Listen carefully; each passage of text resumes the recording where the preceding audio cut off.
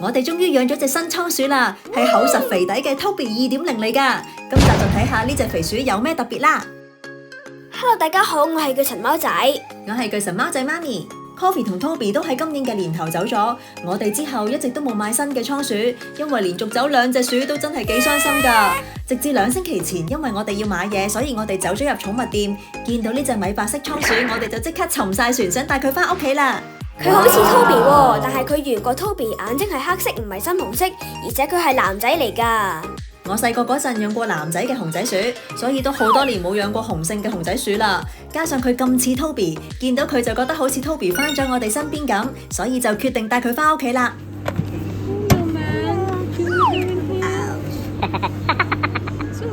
You're lovely.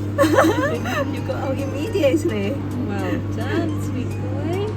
Well done, boy. 個女職員好搞笑啊！佢仲記得我哋上年都係喺呢度帶冬甩走，佢話好開心又再見到我哋，因為我哋揀倉鼠勁快手，誤會咗睇又睇，跟住睇完之後又唔買喎。因為我哋相信揀寵物係睇眼緣，所以咪次次都咁快手啦。返到屋企之後，我哋俾咗 Toby 之前用嘅大籠佢啊。呢個大籠本身我哋想留俾 Cookie 再大隻啲用噶，但係我哋發覺 Cookie 大極都係偏細隻，而且佢喺而家個籠好自在，冇乜投訴，所以最後就冇幫佢轉去呢個大籠啦。好啦，我哋 set 好個籠先啦。我哋每一次有新倉鼠都會加啲新嘢俾佢哋玩，今次又會加啲咩呢？今次我哋會加呢個圍欄，入面會放啲白楊木粒同埋軟木粒。至於點解會加呢啲木粒呢？就係因為我哋今次想試下俾木粒呢隻新鼠鼠磨甲啦。我哋啲鼠鼠嘅籠底基本上全部都係鋪紙碎，紙碎太軟幫唔到鼠鼠磨甲，所以就加啲硬少少嘅木粒俾佢行上去掘下磨甲啦。俾翻 Cookie 同冬甩嘅碎石仔佢磨甲唔得咩？唔係話唔得嘅，不過既然有新鼠鼠，咪試下新嘢啦。但係呢隻木粒細細包都幾貴㗎，一包成16英鎊，咁樣鋪法只可以夠換到1次木粒。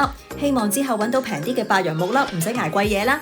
至於個挖掘盒，我哋今次就照放泥入去先。不過試下用個細啲嘅盒，睇下新鼠鼠鍾唔鍾意掘泥，先再決定俾唔俾一個深啲、大啲嘅挖掘盒佢啦。終於砌完個籠啦！準備好晒就放新鼠鼠入去啦。話時話佢叫咩名好呢？叫佢做 Teddy 啦，可以傳承翻 Toby 個 T 字啊嘛。Teddy，職員話 Teddy 有3至4個月大，雖然佢個樣仲好 BB， 但係個身就超巨型，係個大肥仔嚟噶。如果之後蛋蛋都發育埋，應該超大隻啊！估唔到佢同 Cookie 一樣都係唔怕人，基本上第一日嚟就俾我哋抱起。相信寵物店嘅職員應該對佢好好，所以佢先咁溫順嘅啫。Teddy 唔止溫順，仲好快適應環境。佢除咗第一日係咁搲個籠側邊想出嚟之外，其餘時間都好平靜噶。最搞笑係佢喺鋪頭係用開飛碟型跑輪，跟住就唔識用我哋屋企呢種跑輪，嚟到頭一日要學用呢個跑輪啊！就係咁，變成黑眼嘅 Toby 就返咗嚟啦。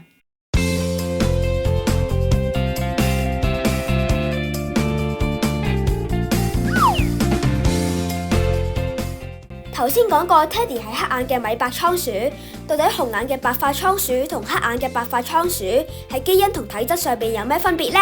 紅眼倉鼠之所以有紅眼，係因為呢類倉鼠缺少咗眼睛嘅色素，所以血管嘅顏色就透過透明嘅虹膜顯現出嚟啦。